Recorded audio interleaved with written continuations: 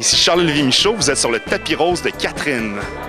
Le réalisateur Charles-Olivier Michaud, qui a signé récemment le film Sur le rythme, présente ce soir son premier film, Neige et cendres ou Snow and Ashes, qui a gagné le Grand Prix du jury à Slam Dance, une division du festival du film de Sundance. On le rencontre lors de sa soirée de première. Bienvenue sur le tapis rose de Catherine.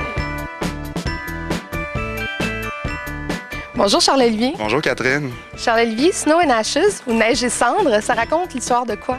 Ça raconte l'histoire, c'est un western postmoderne de l'histoire de deux journalistes qui s'en vont couvrir un conflit. C'est deux espèces de cow-boys un peu sautés, avides du risque, qui s'en vont dans un conflit armé en Europe de l'Est. Puis il y en a seulement un des deux qui revient.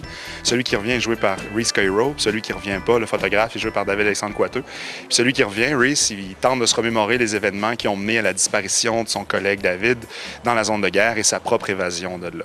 Je trouve que la guerre au cinéma, c'est un moyen de vraiment montrer, il y a quelque chose d'extrêmement dramatique, d'extrêmement cinématographique à la guerre, parce que ça sort, les humains, ils deviennent en instinct de survie, alors il y a comme quelque chose de très, très intense que normalement on n'aurait pas dans une situation normale et tout ça. Le film se déroule en Europe de l'Est, oui, mais ça a été tourné ici, au Québec. Oui. C'est très étonnant, c'est vraiment même surprenant de voir, quand on regarde le film, de savoir que ça peut être tourné à Québec ou même à Valleyfield, étant Campie Valenciennes. Oui. Ah oui, tu connais Valleyfield, toi? Mais oui, je connais Valleyfield. Ça... Valleyfield? Non, j'ai pas reconnu Valleyfield. Parfait, excellent, c'est bon. Pour une fille qui vient de là, c'est encore mieux. Dis-moi, ça a dû être une logistique de tournage assez impressionnante pour enlever tous les détails qui pouvaient avoir l'air québécois. Bien, en fait, il n'y a pas...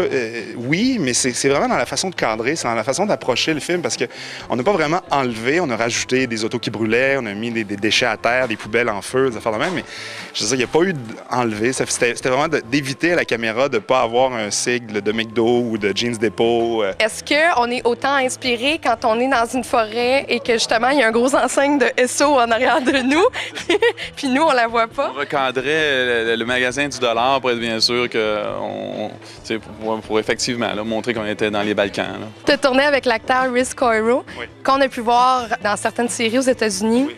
24, Entourage, CSI, oui, Miami Vice. Oui. Comment tu as fait pour l'approcher? J'ai envoyé le scénario à son agent jeudi. Le week-end a passé. Moi, il y a mon numéro de cellulaire sur la première page du scénario. Puis il m'a appelé le lundi matin. C'est très spécial. Puis à un moment donné, il m'a demandé, il a dit « Pourquoi ce film-là? Puis pourquoi moi? Pourquoi lui? » Puis j'ai répondu à ça. Puis après, ça... Que lui as-tu répondu?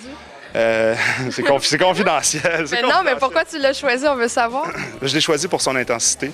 Puis j'ai choisi parce que je savais que c'était un gars qui avait une grande humanité sans dire beaucoup de choses. Puis c'est un acteur qui parle beaucoup sans dire aucun mot. Puis moi, le film, il n'y a pas beaucoup de dialogue. C'est un film qui est beaucoup dans l'expression. C'est un gars qui est extrêmement solitaire. Puis je savais que Rhys avait cette intensité-là. Le personnage de Sophie, elle a un personnage qui est difficile parce qu'elle joue la guide, elle joue un peu nous. Elle fait comme une enquête pour savoir la vérité, qu'est-ce qui s'est passé. Puis elle représente un peu la femme que moi, pas la femme idéale, mais comme un amalgame de toutes les femmes qui ont passé dans ma vie. Charles-Olivier a dit qu'il avait créé un personnage qui est en fait un peu la résultante de toutes les femmes qu'il avait aimées dans sa vie. Wow. C'est beaucoup de pression. Est-ce que tu penses que tu as livré la marchandise? J'espère que oui. Moi, je ne sais pas quoi dire.